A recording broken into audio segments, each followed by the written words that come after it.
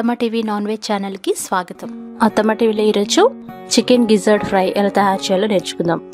అంటే కోడి కందనకాయల వేపుడు ఈజీగా తయారు చేసుకోవచ్చు.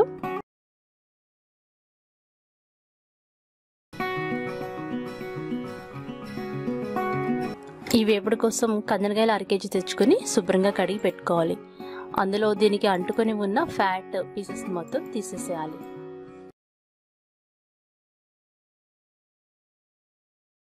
ఇప్పుడు ఎలా తయారు చేయాలో చూద్దాము.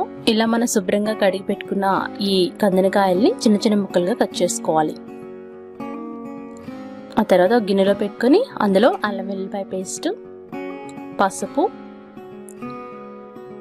కారం, గరం మసాలా పొడి, మీకు తగినంత ఉప్పు వేసుకోవాలి. వీటన్నిటిని బాగా కలిపి గంట పాటు నానబెట్టుకోవాలి. నానిన తర్వాత ఒక బాండీలోకి తీసుకొని అందులో కొద్దిగా నీళ్లు పోసుకొని ఉడికించుకోవాలి. పొయ్యి మీద పెట్టి మీడియం ఫ్లేమ్లో 15 నిమిషాల పాటు ఉడికించాలి. ఉప్పు, పసుపు, కారాలు మీ రుచిని బట్టి వేసుకోవచ్చు. ఇలా బాగా ఉడికింది అనుకున్న తర్వాత దించి కాసేపు చల్లారబెట్టాలి. మరొక బాండీలో నూనె పోసి కాగిన తర్వాత ఆల్రెడీ ఉడికించుకున్న కందనకాయ ముక్కలు వేసుకొని బాగా వేయించుకోవాలి.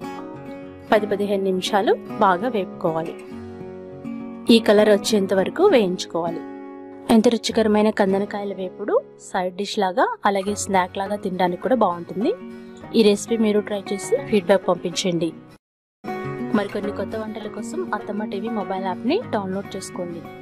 అలాగే అత్తమ్మ టీవీ యూట్యూబ్ ఛానల్ని సబ్స్క్రైబ్ కాగలరు. ధన్యవాదములు.